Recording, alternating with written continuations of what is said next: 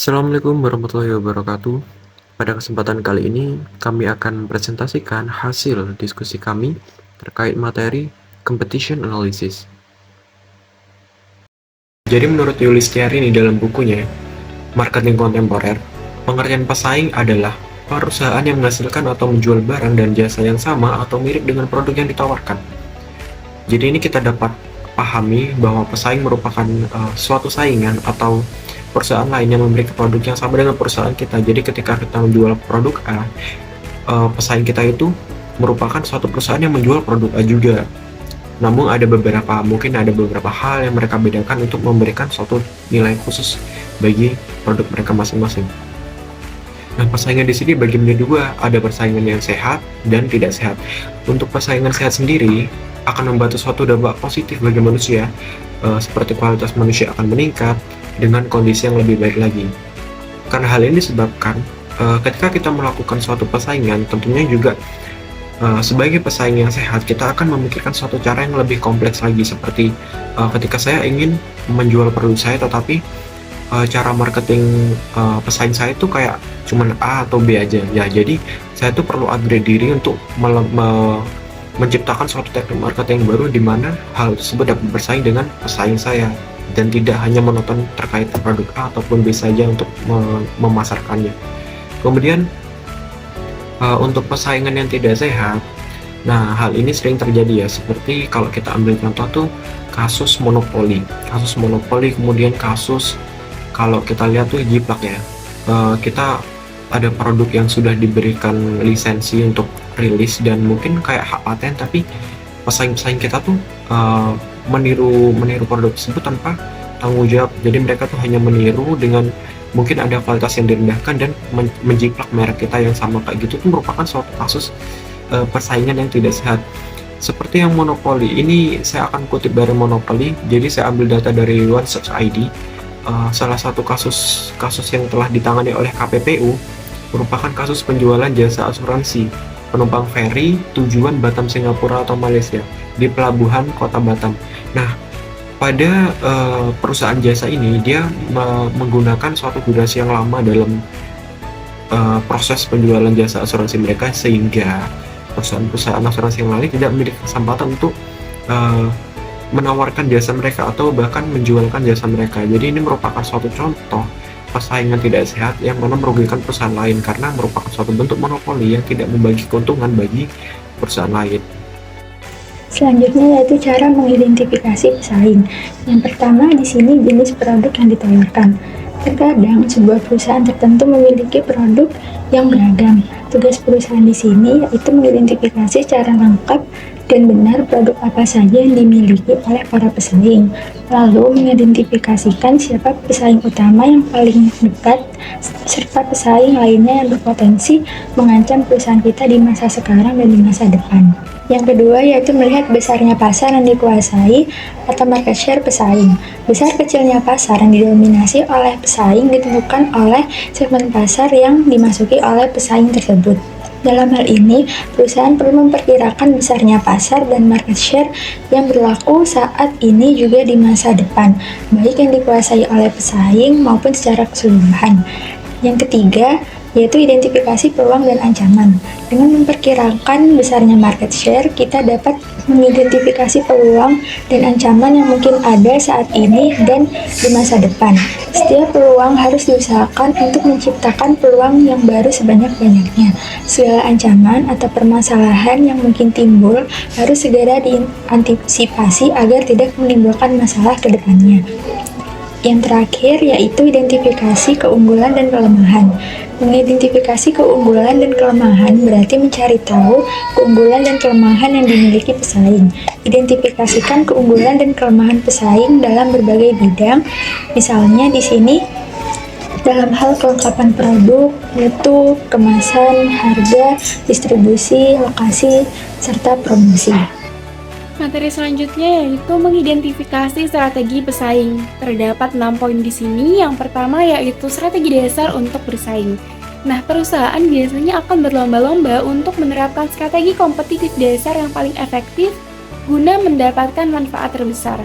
Nah, Michael Porter di sini memaparkan ada 3 strategi yang dapat digunakan perusahaan untuk menang. Yang pertama yaitu kepemimpinan biaya rendah, di mana perusahaan akan berupaya untuk menekan biaya produksi dan distribusinya sehingga mampu menetapkan harga produk yang lebih rendah dibandingkan pesaingnya. Yang kedua yaitu diferensiasi, di mana perusahaan harus berfokus pada pengembangan lini produk dan program pemasaran sehingga perusahaan mampu menjadi pemimpin industri. Yang ketiga yaitu fokus, di mana perusahaan harus berfokus pada usaha yang melayani pada beberapa segmen pasar, bukannya mengejar seluruh pasar.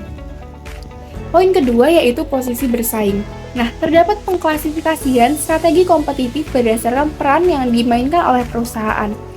Yang pertama yaitu pemimpin pasar atau market leader, yang kedua yaitu penantang pasar atau market challenger, kemudian yang ketiga ada pengikut pasar atau market follower, dan terakhir adalah perelung pasar atau market niche. Poin ketiga yaitu strategi pemimpin pasar. Nah, di sebagian besar industri akan terdapat pemimpin pasar yang diakui oleh perusahaan lain. Nah, pemimpin pasar ini biasanya merupakan perusahaan yang mempunyai pangsa pasar terbesar sehingga menjadi patokan dalam hal perubahan harga dan juga pengenalan produk baru. Nah, biasanya perusahaan pemimpin pasar ini bisa memilih beberapa tindakan seperti dapat mencari cara untuk meningkatkan permintaan dan juga bisa melindungi pangsa pasar yang saat ini mereka kendalikan. Kemudian yang keempat yaitu memperluas pasar total. Nah, di sini biasanya perusahaan besar itu cenderung mendapatkan keuntungan terbesar ketika pasar itu secara keseluruhan sedang bertumbuh. Nah, biasanya pemimpin pasar ini harus mencari pengguna baru, terus juga mencari kegunaan dari produk baru dan juga berusaha agar pemanfaatan produknya ini menjadi lebih banyak lagi dibandingkan sebelumnya. Kemudian yang kelima di sini adalah melindungi pangsa pasar. Nah, biasanya ketika perusahaan berupaya memperluas ukuran pasar itu biasanya pemimpin pasar harus melindungi perusahaan yang mereka kendalikan dari serangan pesaing. Nah, langkah-langkah yang bisa diambil oleh pemimpin pasar ini yaitu dengan melindungi posisinya, dengan mengatasi kerentangan yang memberikan peluang pada pesaing. Kemudian juga bisa membuat inovasi produk baru yang berkelanjutan dan juga bisa dengan membuat pasar baru. Nah, poin terakhir di sini yaitu memperluas pangsa pasar. Nah, biasanya pemimpin pasar itu dapat tumbuh dengan semakin meningkatkan pangsa pasarnya. Banyak studi juga yang menunjukkan bahwa seiring dengan meningkatnya pangsa pasar itu rata-rata kemampuan perusahaan dalam menghasilkan keuntungan akan meningkat. Sehingga berdasarkan hal tersebut, banyak perusahaan itu berusaha untuk memperluas pangsa pasarnya untuk meningkatkan kemampuan dalam menghasilkan keuntungan. Nah, selanjutnya itu menentukan tujuan pesaing. Setelah suatu perusahaan mengidentifikasikan pesaing utamanya dan strategi mereka harus menanyakan seperti apa yang dicari masing-masing pesaing dalam pasar, apa yang dicari masing-masing yang baik dalam pasar, dan juga apa yang mendorong tiap-tiap pelaku pesaing. Asumsi awal yang berguna adalah bahwa pesaing berusaha memaksimalkan keuntungan, namun perusahaan-perusahaan biasanya menekankan kepuasan daripada maksimalisasi. Mereka menetapkan target keuntungan dan merasa puas jika berhasil mencapainya, meskipun mereka sebenarnya bisa meraih keuntungan lebih banyak dengan strategi atau upaya lain. Asumsi lainnya adalah bahwa pesaing mengejar kombinasi tujuan seperti profitabilitas saat ini, pertumbuhan pasar, arus kas, keunggulan teknologi, keunggulan layanan, dan lain-lain. Dengan mengetahui bagaimana pesaing kita menilai setiap tujuan, kita dapat lebih memahami apakah mereka puas dengan hasil keuangan mereka saat ini dan bagaimana mereka menanggapi berbagai jenis serangan para pesaing. Lalu tujuan pesaing dibentuk oleh banyak hal, termasuk ukuran, sejarah, manajemen saat ini, dan posisi dalam organisasi yang lebih besar. Jika pesaing kita adalah bagian dari perusahaan yang lebih besar, maka penting untuk mengetahui apakah perusahaan induk menjalankan perusahaan untuk berkembang, dan jika pesaing tidak penting bagi perusahaan induknya, maka kemungkinan mereka akan lebih mudah diserang oleh pesaing-pesaing lainnya. Saya akan menjelaskan tentang analisis kekuatan dan kelemahan pesaing. Jadi biasanya dalam persaingan perusahaan akan menjalankan dan memerankan strategi yang mereka punya. Tentu dalam hal ini ada beberapa kekuatan dan kelemahan yang bisa diatasi oleh perusahaan. Biasanya perusahaan mempelajari kekuatan dan kelemahan pesaing, yang dimana data ini diperoleh dari pengalaman pribadi, kabar angin, atau data-data sekunder lainnya. Biasanya dalam penganalisis kekuatan dan kelemahan pesaing ada 3 variabel dalam melakukan penganalisisan. Yang pertama ada andil atas pasar atau market share. Yang dimaksud adalah andil persaingan atas pasar sasaran. Yang kedua ada andil atas ingatan atau mind share, yang menjelaskan tentang persentase pelanggan yang menyebut nama pesaing dalam menanggapi pertanyaan. Lalu yang ketiga ada andil dalam hati atau heart share, yang menjelaskan bahwa persentase pelanggan yang menyebut nama pesaing dalam menanggapi pertanyaannya. Lalu ada identifikasi kelemahan dan kekuatan yang dapat dilakukan melalui beberapa tahap, seperti mencari dan mengumpulkan data tentang segala sesuatu yang berhubungan dengan sasaran, strategi, dan kinerja. Lalu yang kedua, mencari tahu kekuatan pesaing dalam hal keuangan, sumber daya manusia, teknologi, serta lobby di pasar. Lalu yang ketiga, ada mengetahui mengetahui beberapa market yang dikuasai pesaing, serta tindakan pesaing terhadap pelanggan. Lalu yang terakhir ada mencari tahu kelemahan pesaing dalam hal keuangan, sumber daya manusia, serta teknologi yang mereka punya. Selanjutnya saya akan membahas tentang pola reaksi pesaing. Di sini dalam pola reaksi pesaing sendiri ada beberapa pola pikir reaksi pesaing yang diharapkan dapat mengantisipasi bagaimana perusahaan tersebut dapat beraksi dan bereaksi. Yang pertama, pesaing yang santai menjelaskan bahwa beberapa pesaing tidak bereaksi dengan cepat ataupun kuat ketika ada pesaing lain yang bergerak terlebih dahulu. Mungkin alasannya berbeda-beda, seperti pesaing merasa santai ketika mereka merasa bahwa pelanggannya itu masih setia kepada mereka, dan ketika perusahaan mengalami keterlambatan, mereka beranggapan bahwa pelanggan mereka tidak akan berpaling ke perusahaan lain. Lalu ada persaingan yang selektif. Persaingan biasanya hanya bereaksi terhadap beberapa jenis serangan tertentu dan tidak terdapat serangan lain. Mungkin perusahaan hanya bereaksi dengan potongan harga, tidak terhadap peningkatan pengeluaran iklan. Lalu yang terakhir ada persaingan harimau atau tiger competitor, menjelaskan bahwa pesaing biasanya bereaksi dengan kuat terhadap serangan yang mereka hadapi. Jadi ketika ada hal-hal dari pesaing, maka perusahaan tersebut akan bertindak secara cepat. Seperti itu. Terima kasih. Langkah-langkah untuk merancang sistem intelijen pesaing. Jadi sistem intelijen ini membantu perusahaan mendapatkan informasi tepat waktu serta dapat memprediksi pergerakan pesaing. Nah, hal ini dapat membantu perusahaan nantinya mengambil tindakan tepat waktu dan memperkuat posisinya dalam menghadapi persaingan. Maka perusahaan ini harus merancang dengan hati-hati sistem intelijen persaingannya agar dapat efektif dalam biaya. Nah, menurut Yuli Setiarani dalam buku Marketing Temporer 2021 ada 4 langkah utama yang dalam merancang sistem intelijen persaingan. Yang pertama yaitu pembentukan sistem. Jadi langkah awal yang dibutuhkan yaitu pengidentifikasian jenis-jenis informasi persaingan yang dibutuhkan.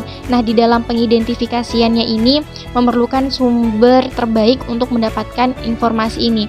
Nah, informasi ini seperti produk dan layanan pesaing, strategi pemasaran, kekuatan dan kelemahan, dan struktur organisasi dan lain sebagainya. Dan selanjutnya ini memberikan tanggung jawab kepada seseorang yang akan mengelola sistem tersebut dan pelayanannya nanti seperti apa. Lalu selanjutnya yaitu pengumpulan data. Jadi data ini adalah proses berkesinambungan yang dapat dikumpulkan dari berbagai sumber lapangan ini seperti tenaga penjual, saluran pemasok, perusahaan riset pasar, asosiasi perdagangan, dan juga dapat dari data yang dipublikasikan ini seperti publikasi dari pemerintah, pidato maupun artikel. Selanjutnya yang ketiga yaitu evaluasi dan analisa data. Jadi data ini diperiksa legitimasi dan kehandalannya, kemudian diinterpretasikan dan diorganisasikan. Dan selanjutnya analisis data ini dilakukan secara mendalam untuk memahami pola, tren, dan insight yang dapat diambil dari informasi tersebut. Dan yang keempat yaitu perluasan informasi dan merespon.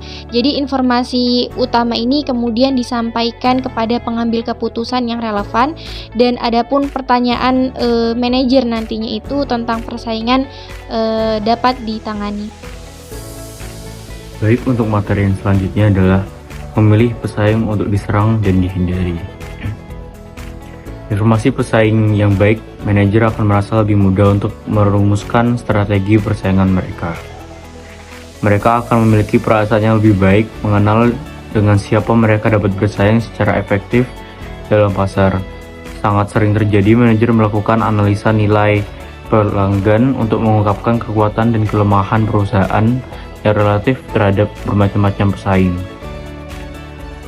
Tujuan analisa nilai pelanggan adalah untuk menentukan manfaat yang diinginkan oleh pelanggan dalam pasar sasaran dan bagaimana mereka merasakan nilai relatif dari tawaran para pemasok yang sedang bersaing. Nah, langkah-langkah utama dalam analisa nilai pelanggan adalah yang pertama adalah mengidentifikasi atribut utama yang dihargai pelanggan. Pelanggan ditanyai apakah fungsi dan tingkat kinerja yang mereka cari dalam memilih suatu produk atau pemasok. Pelanggan yang berbeda akan menyebutkan kelengkapan atau manfaat yang berbeda. Kemudian yang kedua adalah menilai tingkat kepentingan kuantitatif dari atribut-atribut yang berbeda. Pelanggan diminta untuk memberikan peringkat atau tingkat kepentingan-kepentingan dari atribut-atribut yang berbeda. Jika pelanggan terlalu beragam dalam peringkat mereka harus dikelompokkan ke dalam segmen pelanggan yang berbeda. Lalu selanjutnya adalah menilai kinerja perusahaan dan pesaing dalam menilai pelanggan yang berbeda yang dibandingkan dengan tingkat kepentingan mereka yang telah ditingkatkan. Pelanggan ditanyai mengenai posisi kinerja perusahaan dan masing-masing pesaing dalam setiap atribut. Idealnya, kinerja perusahaan harus diberi peringkat lebih tinggi dalam atribut-atribut yang paling dihargai pelanggan dan lebih rendah dalam atribut-atribut yang paling kurang dihargai pelanggan. Yang selanjutnya adalah mengkaji bagaimana pelanggan dalam segmen tertentu, menilai kinerja perusahaan dibandingkan pesaing utama tertentu dengan dasar atribut per atribut. Kunci untuk mendapatkan keunggulan kompetitif adalah mengambil setiap segmen pelanggan dan mengkaji bagaimana penawaran perusahaan dibandingkan dengan pesaing utamanya. Dan yang terakhir adalah memantau nilai pelanggan dari waktu ke waktu. Meskipun nilai pelanggan cukup stabil dalam jangka pendek, mereka paling mungkin berubah saat terjadi perubahan teknologi dan karakteristik produk, dan saat pelanggan menghadapi iklim ekonomi yang berbeda. Terima kasih.